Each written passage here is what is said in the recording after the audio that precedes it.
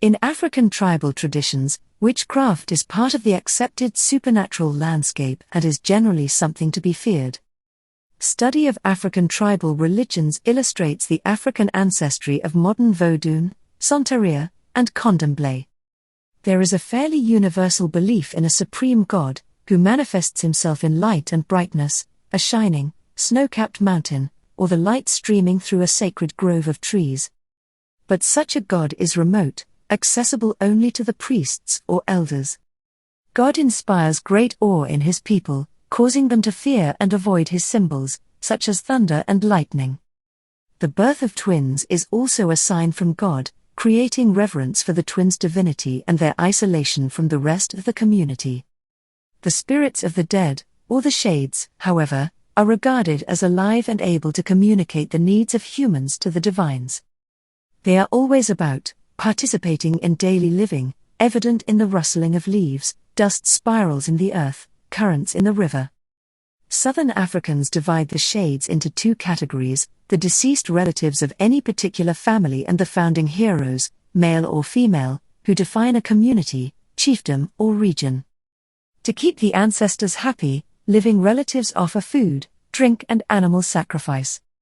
Offering feasts must be attended by the ancestors' kin, since the meal itself is a communion between the living and the dead.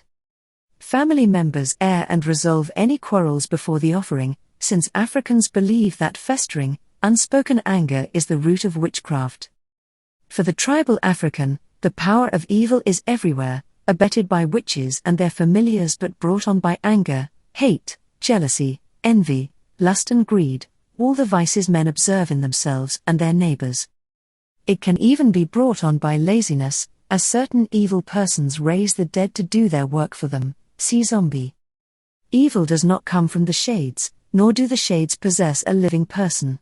Both are outside influences caused by witchcraft. Members of the Nyakusa tribes describe witchcraft as a python in the belly, while the Pondo people call it a snake of the women. As in Europe, most witches come from the ranks of women, poor men and young people. Others depict witchcraft as a baboon, and members of the Xhosa tribe see it as a fantastic hairy beast with exaggerated sexual organs. People accused of witchcraft within a tribe often confess, attributing their evil to quarrels with wives, children or co-workers.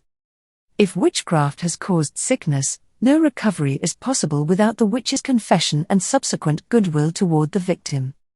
In his groundbreaking studies of the Azande tribes in the late 1920s, Professor E.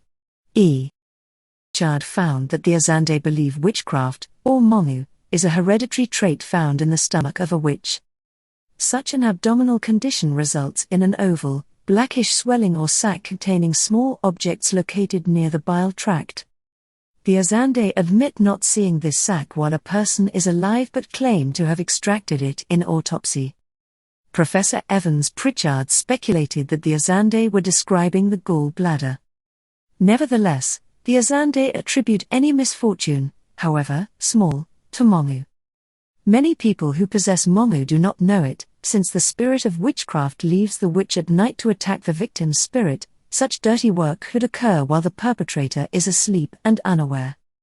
Nightmares are considered witch attacks. Sons of male witches inherit the condition from their fathers, while daughters receive mongu from their mothers.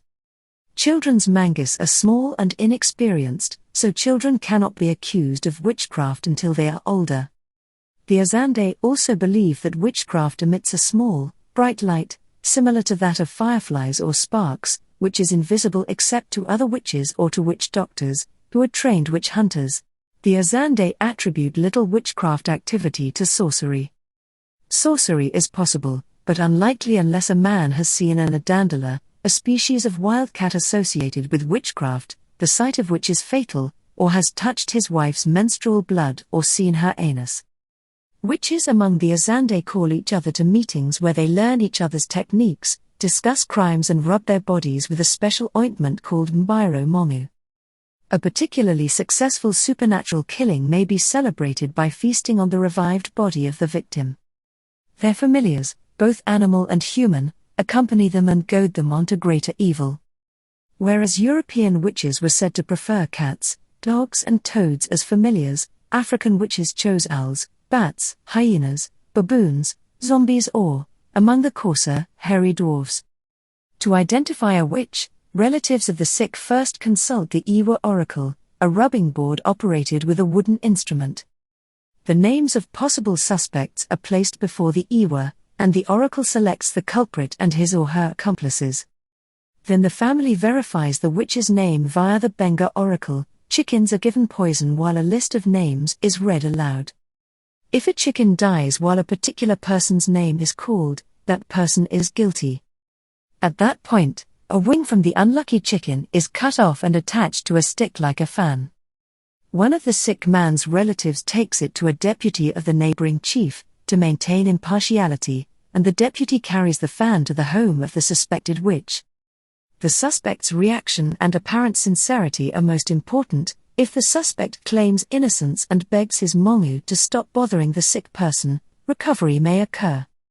If not, the procedure is repeated.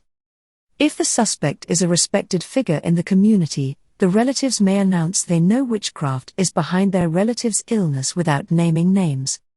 Their discretion in the affair appeals to the pride and honor of the suspected witch, and he may stop the spell in appreciation. Members of the Swana peoples deny the possibility of an uncontrollable mongu. For them, all witchcraft involves malice aforethought. They do, however, distinguish between night witches and day sorcerers.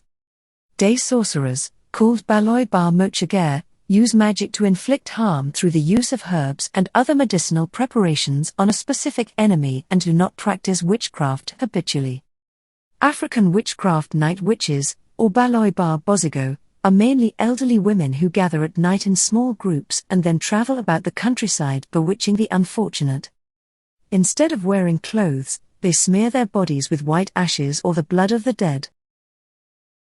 But the applicant must profess her zeal by causing the death of a close relative, usually a firstborn child. Initiates receive an ointment that allows them to wake instantly and join their colleagues when called. Some tribes say that a special medicine is injected into the witch's thumb, and when her thumb itches, she will awake and depart. Among their alleged activities is the exhumation of newly buried corpses, which the night witches accomplish by using a special magic that makes the body float to the surface. The witches then take whatever body parts they need for their spells and medicines. Walls and locked doors cannot keep a witch from entering a victim's house. Once inside, the witch cuts her victim and inserts small stones or fragments of flesh that will sicken him and eventually cause death unless treated. Night witches choose owls as their familiars and ride on hyenas to cover great distances, with one foot on the hyena's back and one on the ground.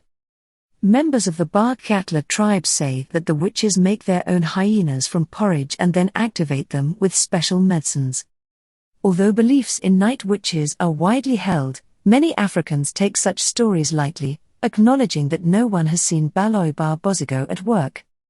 But the activities of day sorcerers are taken seriously, as many people have seen the results of go jessa, to feed, or the practice of putting poison in food or drink. In some accounts the poison changes into a miniature crocodile, gnawing away at the victim's insides until he dies in pain. But most accounts describe true poison, acting so slowly that suspicions are not aroused until the victim is seriously ill or dying, and making identification and indictment of the poisoner very difficult.